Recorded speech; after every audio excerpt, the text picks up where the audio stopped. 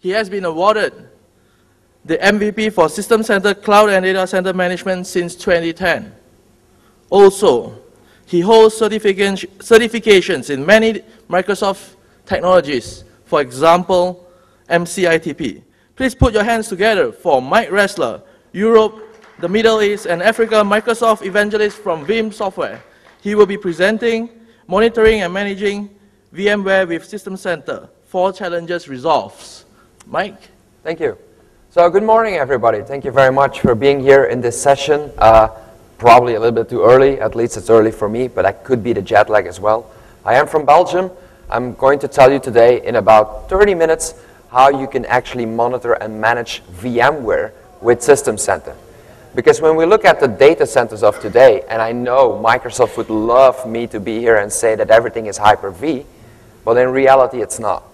We see a lot of data centers running VMware, and many of you are also using System Center. Now, how can we combine those two together and make sure that we solve some challenges in your environment and to make sure that your teams can work more efficiently together?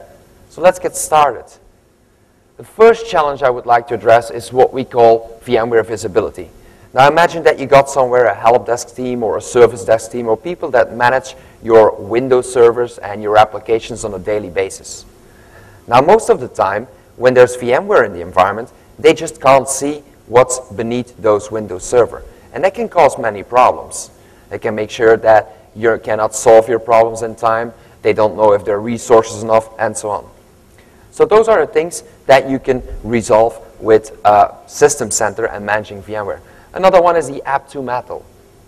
How can you make sure if you go to System Center that you not only can see your application, but also your operating system, the virtual machine it's running on, and the hardware that is hosting that virtual machine at the same time, to make sure that you see immediately if you have an issue.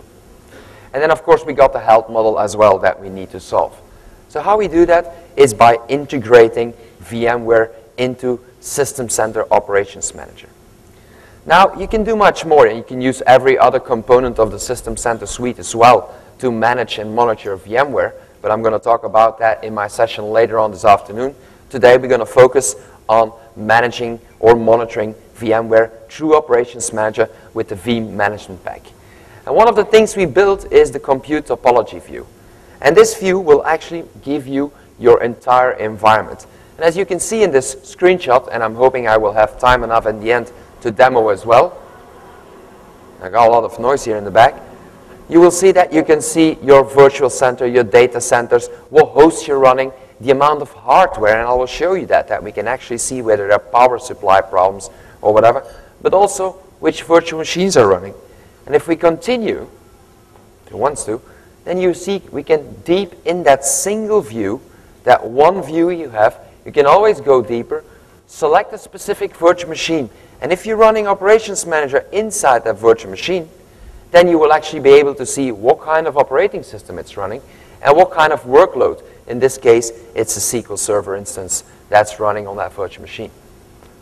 Now we got a lot of requests after we built that from our customers, and they said, that's great, but you know, the biggest problem in a virtual environment is probably not the amount of virtual machines that are running on our hosts, but it's our storage. We got issues with IOPS, not storage enough, TIM provisioning, those kind of things you have in your VMware environments, which causes the issues. Well, we decided to give you more, and we built that same topology view, but starting from the storage, which means that you now see what data stores are hosting which virtual machines. And we do exactly the same thing again. This virtual machine is running, and that is hosting a Windows server and again the SQL box. So if you now have a data store problem, then you will actually see which virtual machine is in trouble. You can fix that as soon as possible before you actually first go into the virtual machine, start looking, see if there's something wrong with SQL, to finally decide that it's not a SQL problem, it's not a Windows problem, but actually an IOPS problem on your storage. The next one became logical then, because if you heard in the previous session, we got compute, we got storage, and we got network. So we built that as well. No matter what your network configuration looks like in VMware, we will make sure that we see it through Operations